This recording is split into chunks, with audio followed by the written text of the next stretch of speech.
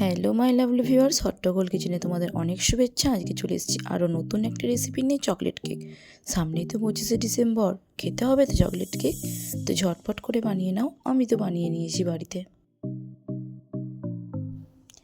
দেখুন কেকটা ঠিক কতটা নরম হয়েছে। তো কেকটা বানানোর জন্য আমি এখানে নিয়ে নিয়েছি একটা বাটি। ওই বাটি মেপে আমি 4 ভাগের 2 ভাগ নিয়ে নিয়েছি চিনি। চিনিটাকে আমি মিক্সার জারে গুঁড়ো করে নিয়েছি। তারপর দিয়ে দেবো এখানে একটা ডিম ও দিয়ে দেব ওই বাটি অনুযায়ী 4 ভাগের 1 ভাগ তেল দিয়ে ভালো করে এখন এটাকে আমি মেশাতে থাকবো। দেখুন এটাকে আমি ঠিক কতটা ভালোভাবে মিশিয়ে নিয়েছি। তারপর ওর মধ্যে দিয়ে দেবো ঠিক ওই বাটি মেপে 1 বাটি ময়দাকে আমি চেলে দেব। তারপর আমি দিয়ে দেব কোকো পাউডার।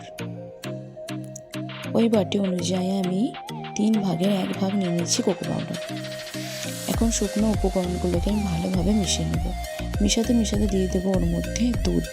আমি এখানে নিয়ে নিয়েছি পুরো 1 বাটি দুধ। ওই বাটি অনুযায়ী আমার এখানে 1 বাটি দুধটা পুরো লাগেনি, অল্প অল্প করে আমি দুধটা মেশাতে থাকবো। তো দেখুন এরকম একটা ব্যাটার বানিয়ে নেবেন। এখন আমি এটার মধ্যে দেব 1 চামচ বেকিং পাউডার ও হাফ চামচ বেকিং সোডা দিয়ে আবারও একবার ভালোভাবে মিশিয়ে নেব।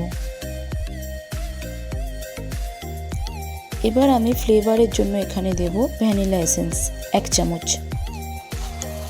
দিয়ে এখানে আমি একটা থালা নিয়ে নিয়েছি। থালার মধ্যে ভালোভাবে বাটার মাখিয়ে দিলাম।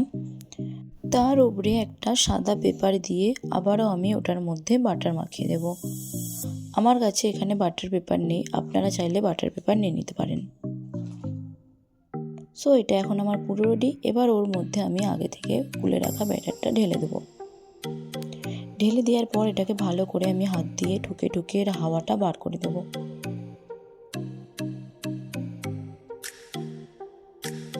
এবারে আমি কিছু ড্রাই ফ্রুট নিয়ে নিচ্ছি, কাজু ও কিশমিশ দিয়ে এটাকে ভালো করে সাজিয়ে নেব। আপনারা চাইলে এটা স্কিপ করে যেতে পারেন। সো এটা এখন আমার পুরো রেডি। এবার আমি এখানে নিয়ে নিয়েছি একটা ননস্টিকের কড়া।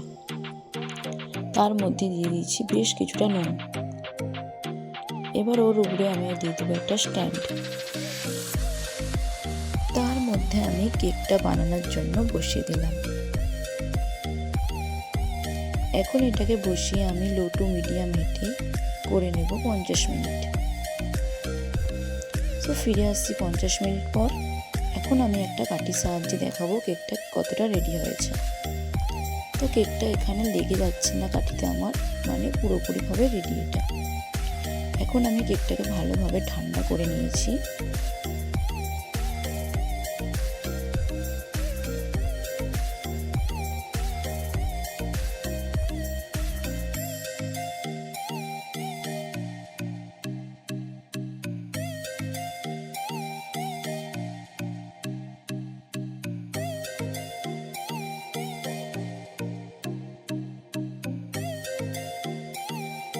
সো এটাকে এখন আমি কেটে দেখাচ্ছি ঠিক কতটা নরম হয়েছে।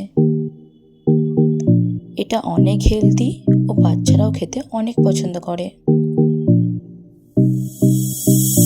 তো চলে আসবো আবার নেক্সট রেসিপি নিয়ে। ভালো লাগলে অবশ্যই সাবস্ক্রাইব করবেন। Tata, bye bye.